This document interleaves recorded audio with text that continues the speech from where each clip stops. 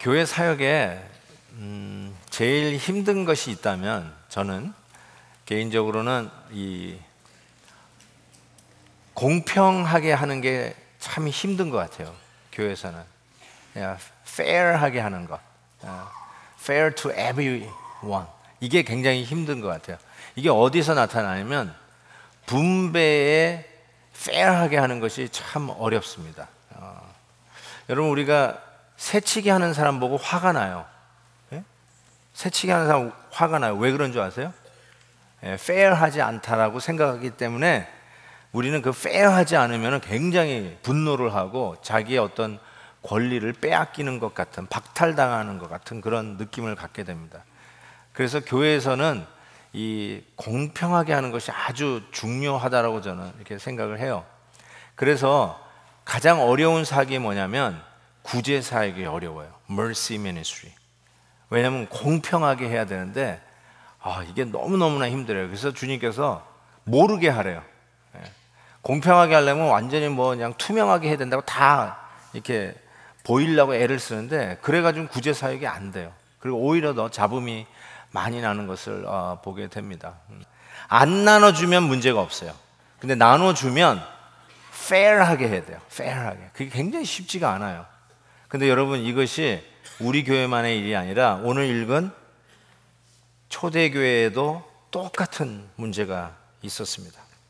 어떤 문제가 있었냐면 히브리파와 유대파, 이 히브리파와 헬라파 사이에 문제가 생겼는데, 여러분, 초대교회는 어떤 교회예요? 우리 지금 계속 사도행전에서 읽은 대로 자기의 집을 팔고 밭을 팔아서 가난한 자에게 나누어 주던 교회예요. 그래서 교회에 가난한 사람이 하나도 없었더라.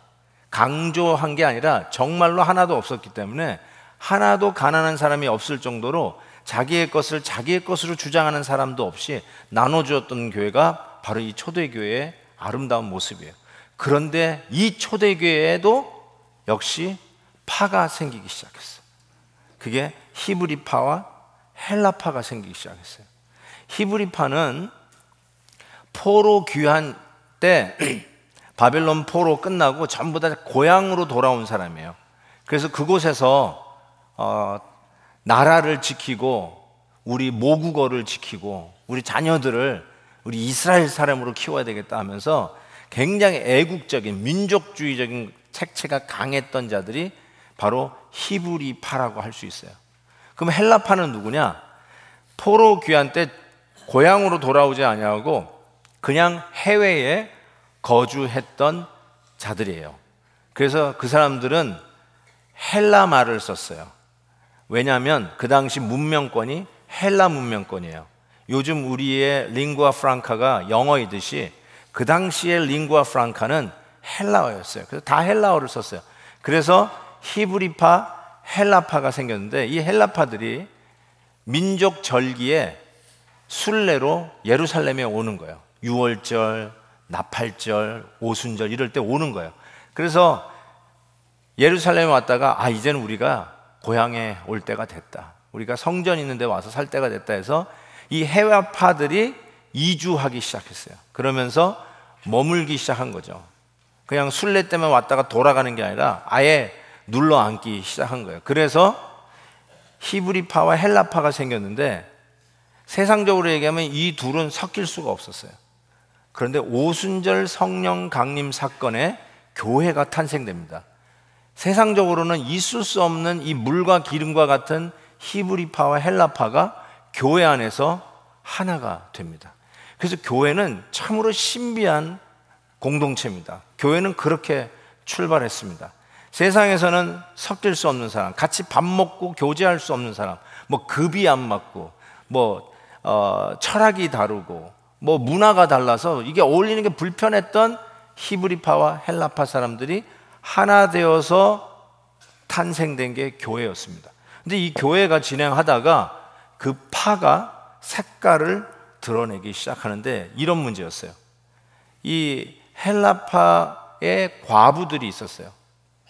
이 과부라는 말은 요즘 과부하면 부자 이렇게 이미지를 갖고 있는데, 옛날 과부는 부자가 아니에요. 예. 옛날 과부들은 그냥 진짜 말 그대로 구제 대상이에요. 자식도 없고 남편도 없어서 남이 주는 것을 주지 않으면 도저히 살아갈 수 없는 불쌍한 존재들, 과부. 그래서 과부와 고아를 돌보라고 성경에 적혀 있지 않습니까?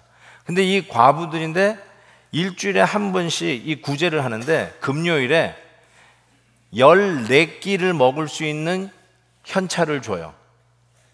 그러면은 일주일 동안 하면은 하루에 2끼씩 일주일을 먹을 수 있어요. 옛날엔 2끼 먹었어요, 여러분. 우리가 요즘 3끼 먹어서 문제지 2끼 먹었습니다. 그래서 14끼의 현찰을 주는데 이 헬라파 과부들이 그거를 못 받은 거예요. 내가 그 부모 주일에 김 한 박스 못 받듯이 못 받은 거예요. 예? 그래가지고 이야기한 거, 왜 우리 헬라파 과부들에게는 차별 대우하느냐라고 했는데 여기 보니까 일부러 뺀 거는 아니었어요. 그래서 여기 실수로 빠졌다는 것을, 그 단어를 보면 의도성이 없는 실수로 빠졌다는 것을 알 수가 있습니다.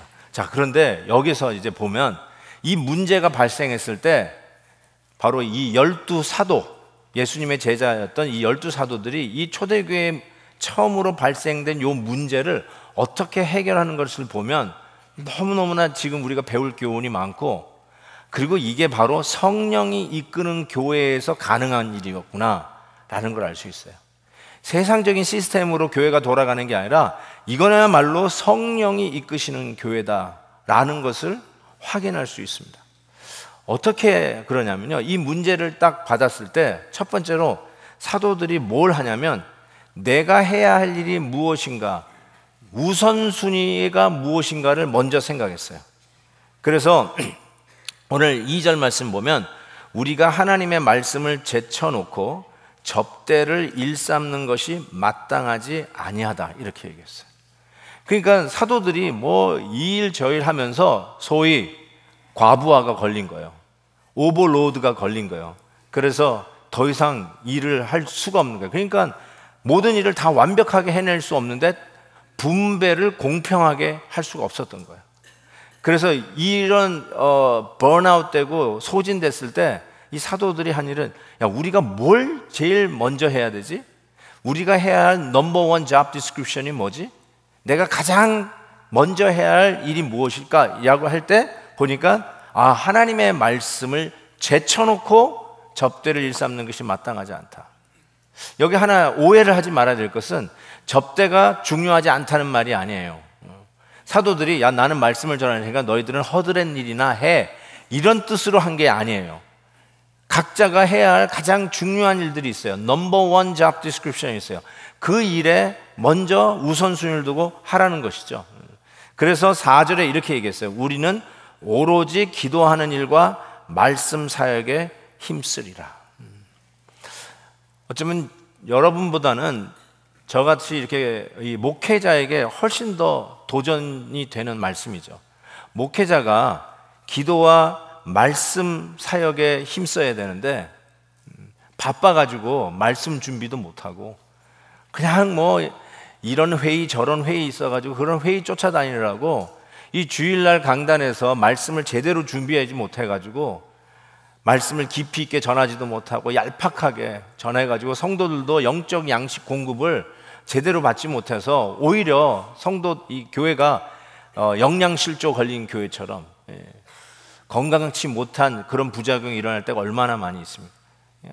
다른 일에 바쁘지 않냐고 일단 우리 목회자에게 주어진 것은 기도와 말씀 사역이라는 것, 이 일이 제일 중요하다는 것, 이걸부터 해야 된다는 거죠. 그거부터 하고 나니까 이 구제하면서 공개하는 이 분배하는 일을 할 시간이 없는 거예요. 그래서 그 다음에 한 일이 뭐냐면 위임입니다. 자기가 할 수 없으니까 다른 사람에게 맡기는 이 델리게이션을 하는데 3절에 이렇게 돼 있어요. 형제들아, 너희 가운데서 7을 택하라. 우리가 이 일을 그들에게 맡긴다. 이렇게 해서 그들에게 맡겼다. 이 위임을 하는 모습을 보게 됩니다. 이게 얼마나 중요한 일입니까? 그래서 여러분에게 제가 부탁을 드리고 싶은 말이 있어요. 얼마나 바쁜 스케줄로 보내세요. 아이들 라이드 해줘야죠. 학원 데려다 줘야죠. 밥 해야 되죠. 집안 살림 해야 되죠. 그리고 그냥 잡 뛴다고 그냥 투잡 뛰어야 되고, 남편은 남편대로 아내는 아내대로 얼마나 바쁘세요. 그래가지고 전부 오버로드 걸려가지고 번아웃 돼가지고 있었을 때 어떻게 해야 되냐? 먼저 뭐가 우선순위인지를 정하십시오. 그걸 딱 정하고 그 다음에 안 되는 거는 서로 위임을 하는 거예요. 델리게이션을 시키면 돼요. 델리게이션이란 말은 간섭하지 말고 죽이 되든 밥이 되든 맡긴다는 뜻이에요. 신뢰한다고. 그래서 완전히 맡기시는 것. 그래서 자기가 무엇을 먼저 해야 되는가, 이걸 중요하게 생각하고, 그리고 나머지는 델리게이션을 꼭 해야 된다는 것. 여기서 말이죠, 이 문제를 다루는 데 있어서 참 중요한 일인데, 이 위임할 때 사람을 뽑잖아요. 누구에게 위임할까? 근데 여기 보면 소위 집사라는 말은 오늘 본문에는 안 나오지만 집사죠. 나중에 스데반 집사, 빌립 집사 다 집사라고 나오는데, 이 초대교회 최초의 7 집사가 이 선택되어지는 과정이 오늘 나오는데, 한 가지 우리가 유심히 봐야 될 것은 무엇이냐면, 이 집사들을 전부 다 헬라파에서 뽑았어요. 헬라파에서. 그걸 어떻게 알 수 있냐면, 우리는 그냥 읽으면 잘 모르지만, 만약에 이 일이 2000년 전 한국에서 일어났던 일이면 우리가 금방 알아차렸을 것 같다는 생각이 듭니다. 예를 들면 여기 집사님들의 이름을 이렇게 썼다고 한번 가정해 봅시다. 영자, 경자, 향수기, 춘향이, 만복이, 철수 뭐 이렇게 나왔다면, 아, 이건 완전히 한국 토백이구나 라는 것을 알 수가 있을 거예요. 그런데 이름을 보는데 이렇게 써 있다는 말이에요. 데이빗, 스티브, 빅토리아, 엘렌 이렇게 적혀져 있다는 거야. 그럼 뭐예요? 아, 이건 미국물 먹은 사람들이구나, 이렇게 알 수 있잖아요. 예? 여러분, 우리 교회 장로님 중에 샘 장로라고 부르는 분이 있어요. 아, 그러면 이게 미국물 먹은 장로구나, 이거 금방 알 수 있잖아요. 예? 근데 오늘 말씀 이 7 집사들의 이름이 전부 다 헬라파 사람이고 헬라 이름이에요. 여기서 여러분 느끼는 거 없으십니까? 여러분, 사도들은 히브리파예요. 완전 히브리파들이에요. 그런데 교회에 헬라파 과부들에게 분배가 균등하게 이루어지지 않는다는 문제가 생기자, 이 히브리파 12사도가 헬라파 집사 7명을 몽땅 뽑아서 위임을 해드려요. 너희들이 알아서 하라고 탁 넘겨요. 이거야말로 이 세상 시스템에는 없는 법이에요. 여러분, 공화당 대통령이 되면 자기 공화당으로 캐비넷 멤버를 까는 거예요. 민주당이 대통령이 있으면 자기 참모들은 민주당원으로 채우는 거 아니겠습니까?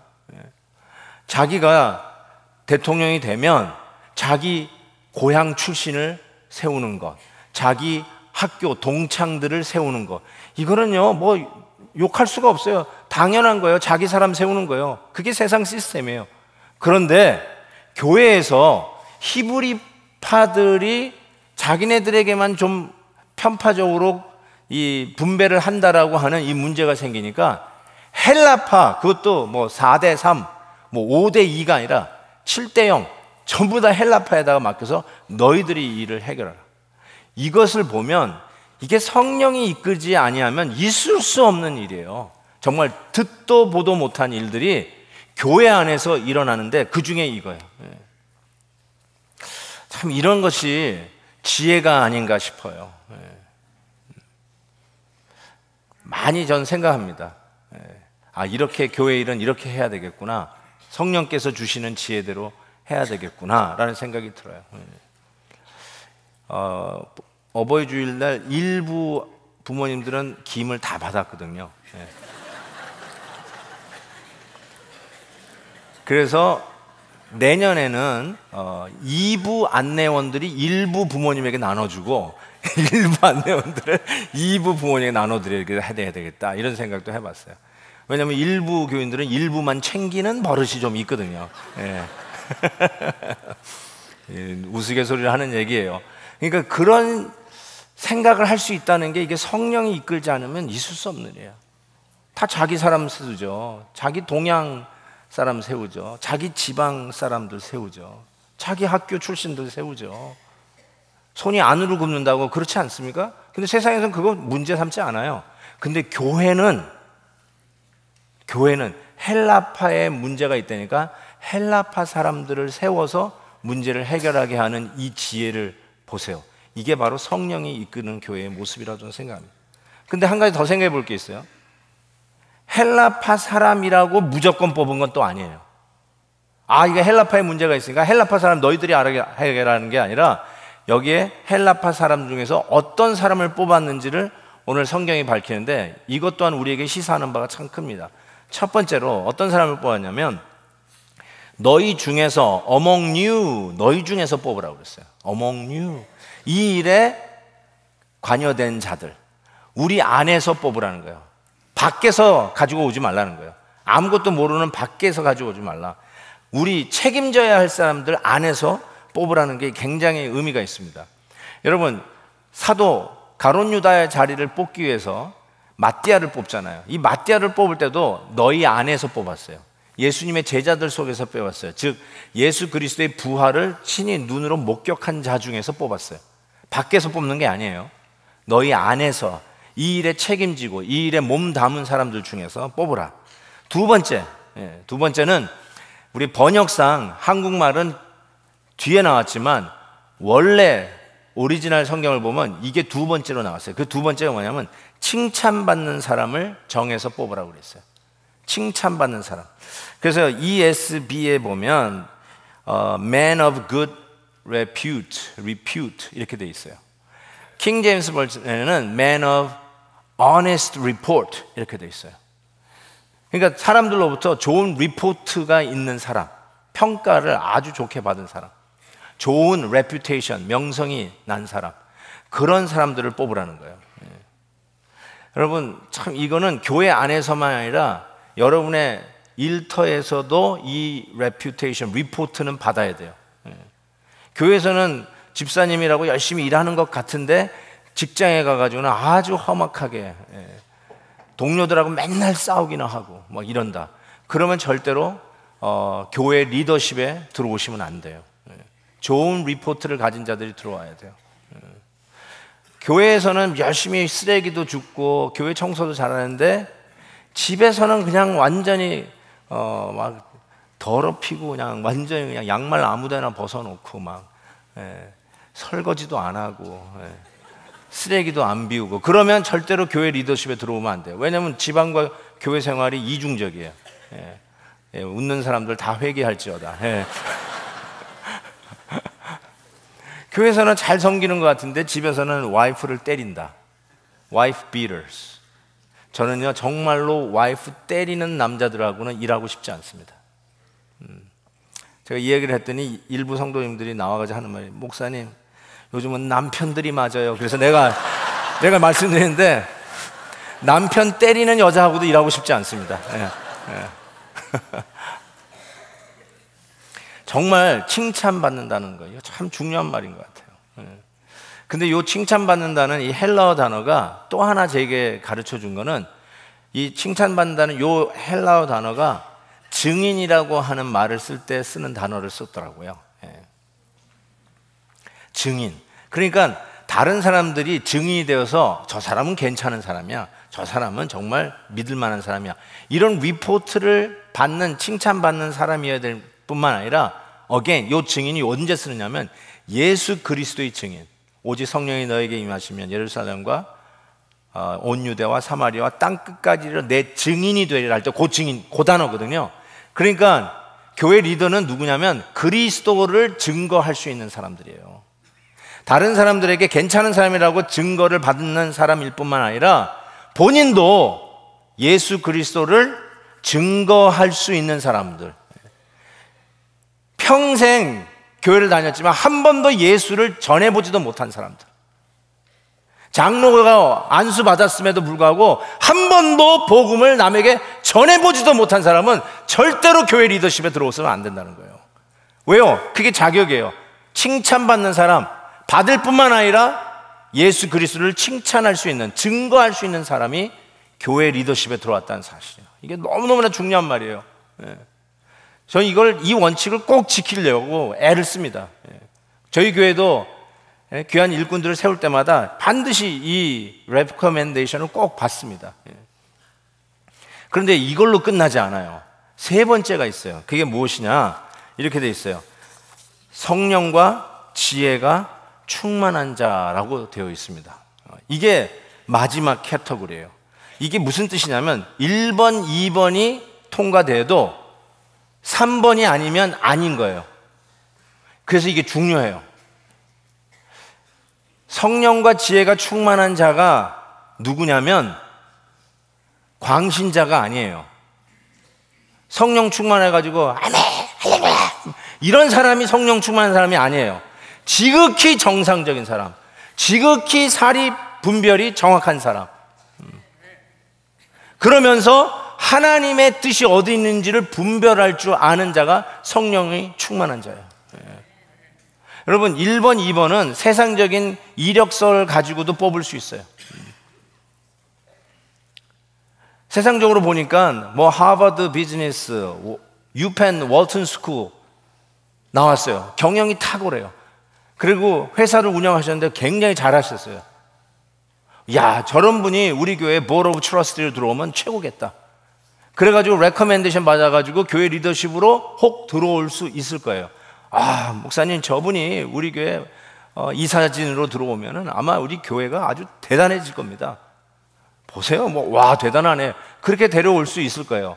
그런데 세 번째, 성령이 충만하지 않으면 이력서가 아무리 화려해도 교회 리더십엔 들어올 수가 없어요.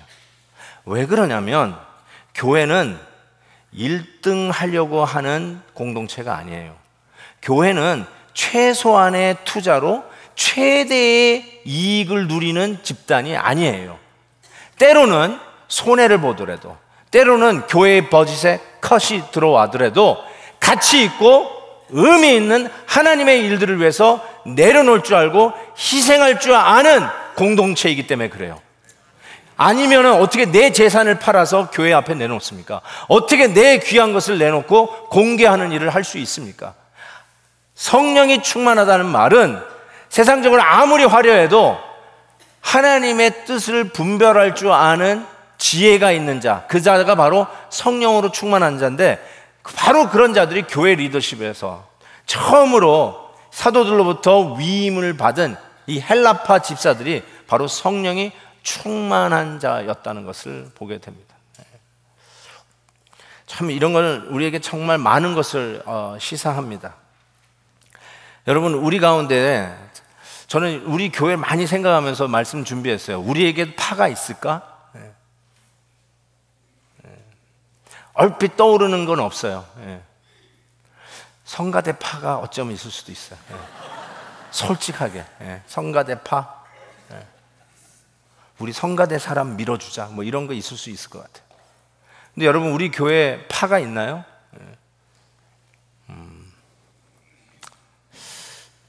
기존파, 신진파 뭐 있나요? 교인 번호 10,000번 미만, 10,000번 이상, 혹시 그런 거 있나요? 우리 교회? 정말요, 여러분, 이거는 이 세상에서는 듣도 보도 못한 인사, 파격적인 인사예요. 세상에서는 이걸 흉내 낼 길이 없어요.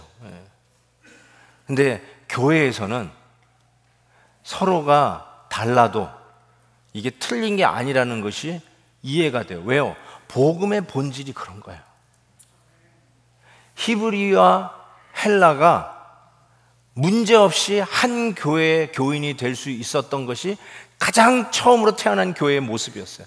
그 교회도 물론 문제를 갖고 있어요. 그래서 이런 문제들이 슬금슬금 표면화됐을 때 성령께서 이끄시면서 이 문제를 오히려 극복하고 더 큰 교회의 건강한 모습으로 성장해 가는 것을 오늘 본문은 시사해 줍니다.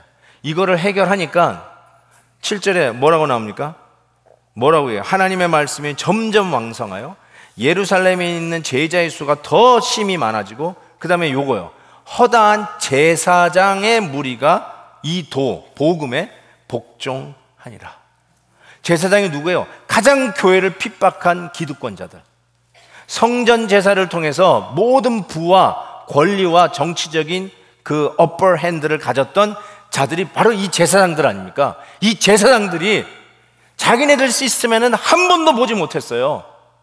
다 자기 사람들 끌어모으고 자기 세력 키우기에 바빴고 자기 밥그릇 챙기기에 바빴던 것, 그래서 못 챙기면 그게 바보라고 이야기하던 바로 그 시스템 속에 너무 익숙했는데 교회를 보면서 이게 말이 안 되는 거예요. 어떻게 이런 일이 가능한 거예요? 그러면서 자기네들이 꿈꾸던 이상향이 교회 안에 이루어지는 것을 보게 되는 거예요. 교회 때문에 상처받아서 교회를 안 다니는 분들이 많대요. 대개 보면 이런 인간적인 세상적인 시스템 때문에 그것이 교회를 와서 똑같이 작용하니까 너무너무 실망한 거예요. 끼리끼리, 유유상종, 자기의 지방끼리, 자기의 동창끼리, 그런 게 교회에서 득세를 하고 그게 어떤 정치적인 힘을 발휘하니까 그게 너무너무나 상처를 받는 거예요. 그런데 반면에 다른 면도 있어요. 그렇게 치이고 그렇게 힘들다가 교회 오니까 자기의 다름이 아니라고, 틀린 게 아니라고 하면서 영접하는 공동체가 있어요. 자기가 그것 때문에 차별대우 받는 게 아니라 오히려 영접받고 하나 되는 이 기가 막힌 일들을 체험하면서 야, 이런 데를 하면 내가 다닐만하다 하고 교회 다니시는 분이 있다면 그 일이 정확하게 초대교회, 이 제사장들이 드디어 이 복음의 도에 복종하면서 교회 안으로 들어오는 이 기가 막힌 일들이 벌어졌다는 거예요. 정말 듣도 보도 못한, 세상에서는 있을 수 없는 일들이 교회 안에서 가능해진 거예요. 복음 때문에 그래요. 복음 때문에 그래요. 그래서 고린도전서 12장 이런 말씀이, 우리가 유대인이나 헬라인이나 종이나 자유인이나 다 한 성령으로 세례를 받아 한 몸이 되었고 또 다 한 성령을 마시게 하셨느니라. 아멘, 아멘. 갈라디아서 3장에서 이렇게 되어 있어요. 너희는 유대인이나 헬라인이나 종이나 자유인이나 남자나 여자나 다 그리스도 예수 안에서 하나이니라. 아멘, 아멘, 아멘. 복음이 오면, 복음의 별명이 이거예요. The greatest equalizer. 복음이 오면 everybody becomes equal. 그게 복음이에요. 그래서 the greatest equalizer. 산이 낮아지고 골짜기가 메워지는 이 복음의 불도저의 역사. 그 안에 누가 차등을 두면서 누구를 내려보고, 아니 누구를 우상화하겠어요? 복음 앞에서는 산이 낮아지고 골짜기가 메워지는 역사. 그곳에서는 유대인이나 헬라인이나 자유자나 종이나 심지어는 남자나 여자나 차별 없이 그리스도에서 모두 다 하나이니라. 이 복음의 능력이 교회를 이끌어갈 때 우리는 사도행전, 성령이 이끄는 이 놀라운 교회의 역사를 이 베델 행전에서도 계속해 갈 것을 믿습니다. 저와 여러분에게 이 놀라운 역사, 나를 선택하시고 나를 구원하신 그 하나님께서 그렇게도 다른 내 옆에 있는 그 사람을 하나님이 역시 택하여 은혜에 베푸시기를 원한다는 이 사실 앞에서 겸손해지고 우리 모두가 그리스도 안에서 같은 형제여 자매인 것을 선포하면서 듣도 보도 못한 이 시대의 하나님의 나라가 이 베델 교회에 건강하게 아름답게 세워가기를 주의 이름으로 축복합니다.